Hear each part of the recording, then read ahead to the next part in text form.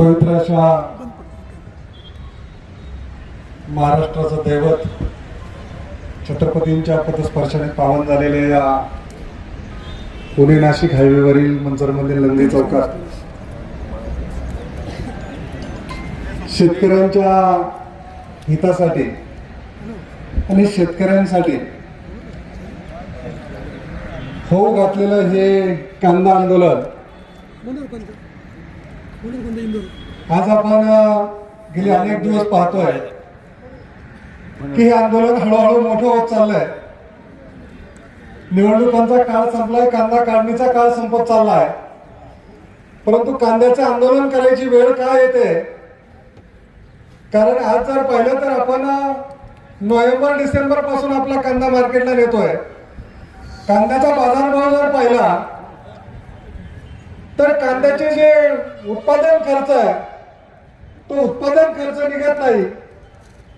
आणि मग अशा वेळेला जर एखाद्या शेतकऱ्याने 100 पिशवी पासून 1000 पिशवी पर्यंत, 1000 पिशवी पासून 2000 पिशवी पर्यंत कांदा पिकवला तर आता तर आमच्या खेड तालुक्यात तर मजूर मिळत नाही.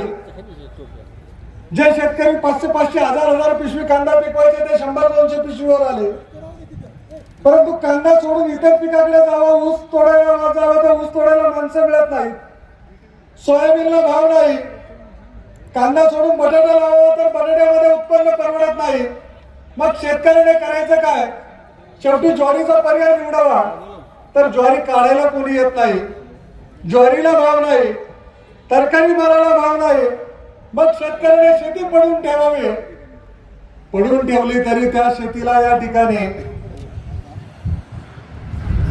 औषधं मारायची म्हटलं नुसती तरी त्या शेतीला खर्च येतो. नंतर ट्रॅक्टरला डिझेल टाकून नांगरणी रोटारणी करायची म्हणे तरी खर्च येतो. मग पाणीपट्टी थांबत नाही, मग आमचं वीज बिल थांबत नाही. शेतकऱ्याने करायचं काय? कुठे जाऊन मजुरी करायची? जगायचं कसं? राहायचं कसं? आपल्या मुला मुलींचं शिक्षण पूर्ण करायचं कसं? त्यांचा संसार प्रपंच उभा करायचा कसा?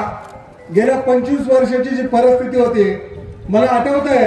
काही लोक म्हणतात की या ठिकाणी पूर्वीचं राज्य असं होतं तसं होतं, परंतु त्या कालखंडामध्ये जरी भाव कमी असला तरी उत्पादन खर्च काहीच नव्हता. मी या ठिकाणी आवर्जून नमूद करेल की 1990 सालापासून तर मी स्वतः शेती करतो. मी स्वतः रोज तरकारीच्या मार्केटला असतो. माझ्याकडे 1000 पिशवी कांदा असतो. परंतु 1990 साली या ठिकाणी 50 रुपयाला मिळणारी युरियाची गोल आज 400 रुपयाला मिळते. 1990 साली 250 रुपयाला मिळणारा डीएपी सम्राट आज या ठिकाणी 2000 रुपयापर्यंत गेला. जी आपण कांद्यावरती औषध फवारणी करत होतो ती कुठेतरी 200-250 रुपयाला फवारणीचे सगळं किट मिळायचं. आज ते किट 2,500 रुपयापर्यंत पोहोचलं. मग कशाचा खर्च वाढलाय? आमच्या वैतुकीचा खर्च वाढलाय. डिझेलचे भाव वाढले, ट्रॅक्टरचे भाव वाढले. आमच्या वैतुकी पहिल्या फुकट व्हायच्या. आम्ही या ठिकाणी बैलांनी शेती करायचं, आम्हाला खर्च नव्हता. बैल सांभाळली की वर्षभर शेती व्हायची. आणि आता या ठिकाणी दारात दुभतं जनावर राहिलं नाही, बैल राहिली नाही. मग शेतकऱ्याने करायचं काय?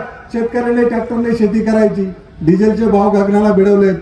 या ठिकाणी शेतीमध्ये कुठल्याही काय याच्यात जा, या ठिकाणी पेट्रोल पंप वापरायला जा, पेट्रोलचे भाव गगनाला भिडलेत, औषधांचे भाव गगनाला भिडलेत. आणि जर विचार केला तर मी या ठिकाणी परवा चाकरला बोललोय, 2000 साली सोनं 3000 रुपये तोळा होतं. ते सोनं 26 वर्षानंतर 2 लाखाकडे या ठिकाणी वाटचाल करत आहे. आणि आज या ठिकाणी आपण जर पाहिलं तर कांद्याचे भाव 2000 साली सुद्धा 5 आणि 10 रुपये होते आणि आज सुद्धा ते कांद्याचे भाव या ठिकाणी 5 आणि 10 रुपये आहेत.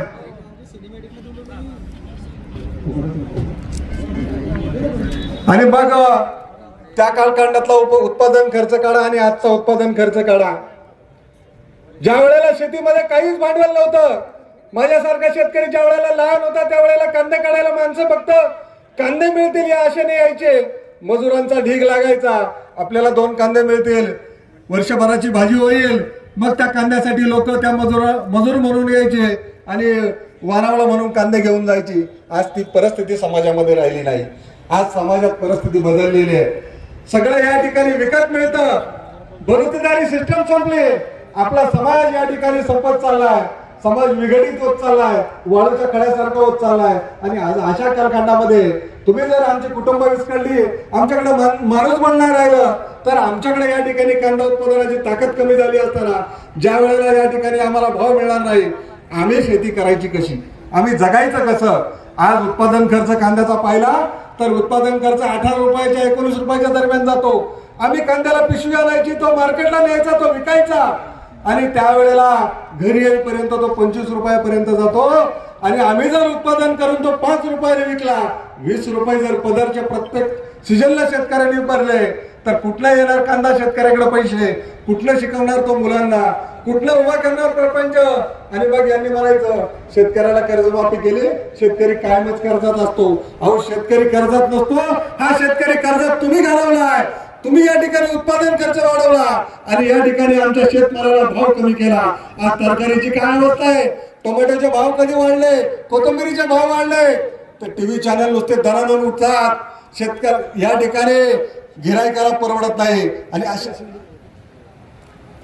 या ठिकाणी आपल्या आंदोलनाला या ठिकाणी पाठबळ देण्यासाठी आपल्या राष्ट्रवादी काँग्रेसचे महाराष्ट्र प्रदेशचे या ठिकाणी शरदचंद्रजी पवार गटाचे अध्यक्ष या ठिकाणी ज्यांचं शुभारंभ होत आहे, तर राष्ट्रवादी काँग्रेस पक्षाचे प्रदेशाध्यक्ष सन्माननीय शशिकांतजी शिंदे साहेबांचं आगमन झालं. टाळ्यांच्या गजरामध्ये आपण सर्वांनी त्यांचं स्वागत करावं.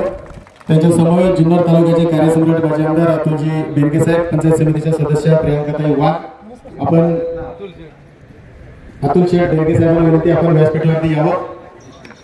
त्याचप्रमाणे खेड मार्केट कमिटीचे सभापती सन्माननीय विजयभाऊ शिंदे पाटील, आपण आपले सर्वांचं स्वागत. खेडचे अध्यक्ष सन्माननीय हिरामन अण्णा सातकर साहेब, आपलं देखील मनपूर्वक स्वागत. विनंती आहे आपण व्यासपीठावरती यावं. प्रमोदजी गोताने साहेब यांना देखील विनंती आहे व्यासपीठावरती यावं. या ठिकाणी कांद्याचा उत्पादन खर्च निघत नाही आणि त्यामुळे हे आंदोलन उभं करावं लागतंय. जर असंच चालू राहिलं तर शेतकऱ्याला शेती करता येणार नाही. सगळ्यांची शेती आज जर पाहिलं तर रस्त्याच्या कडेला कंपाऊंड दिसायला लागलेत. हे कशामुळे दिसायला लागलेत? शेतकऱ्यांची शेती विक्री कशामुळे होते? कारण शेती परवडत नाही आणि शेती परवडली नाही तर शेतकऱ्याला पर्याय मिळत नाही. आणि म्हणून आमचा शेतकरी आज या ठिकाणी भूमिहीन होत चाललाय. आणि असे दिवस पुढे चालू राहिले तर सगळे शेतकरी या ठिकाणी भूमिहीन होतील. म्हणून माझं या सरकारला आव्हान आहे, या ठिकाणी आमचा उत्पादन खर्चाचा अभ्यास करा. आमचा उत्पादन खर्च किती होतोय आणि आम्हाला आमच्या हातात किती पैसे येतात. कंपन्यांना या ठिकाणी त्यांच्या मालाचे भाव ठरवण्याचे अधिकार असतात आणि आम्हाला कुठलाच अधिकार नाही. आमचा कांदा एकाच सीजनला पिकतो आणि त्या सीजनला जर भाव मिळाले नाही तर आमचा शेतकरी या ठिकाणी संपून जाईल. जर शेतकरी जगवायचा असेल, माती टिकवायची असेल तर या ठिकाणी कांद्याला भाव मिळाला पाहिजे, शेतमालाला भाव मिळाला पाहिजे आणि त्या आधारे त्या ठिकाणी किंमत मिळाली पाहिजे. म्हणून माझ्या सरकारला विनंती आहे, या ठिकाणी कांद्याला प्रति किलो या ठिकाणी 25 रुपये भाव मिळाला पाहिजे. आणि या ठिकाणी नोव्हेंबर डिसेंबर पासून ज्या शेतकऱ्यांनी या ठिकाणी कांदा विक्री केला त्यांना या ठिकाणी अनुदान मिळालं पाहिजे. की ज्या ज्या शेतकऱ्यांचा कांदा विक्री करून झालाय त्या सगळ्या शेतकऱ्यांना या ठिकाणी अनुदानाची गरज आहे. आणि त्या सगळ्या शेतकऱ्यांना ज्या दिवशी अनुदान मिळेल त्या दिवशी पुढल्या वेळेला आम्ही पुढल्या वर्षी कांदा लावायला तयार असू.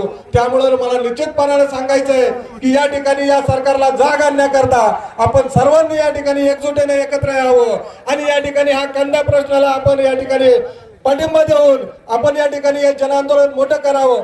शेतकरी एकजुटीचा, शेतकरी एकजुटीचा.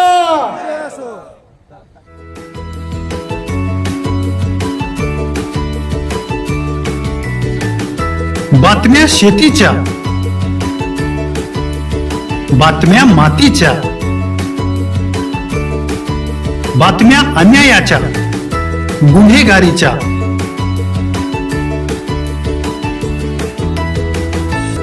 राजकारणाच्या आणि समाजकारणाच्या, शोषणाविरुद्ध बुलंद आवाज, जनसामान्यांच्या हुंकाराची गाज, सत्कार्याला प्रोत्साहन, दुष्कृत्याला अनुशासन, निर्भीड, निस्पृह, सडेतोड, बेधडक आणि रोखटोक म्हणजेच विघ्नहर टाइम्स. शोध बातमीचा, ध्यास सत्याचा. आपलं चॅनल, आपली बातमी. सबस्क्राईब तर कराच, पण बेल आयकॉनवर क्लिक करायलाही विसरू नका.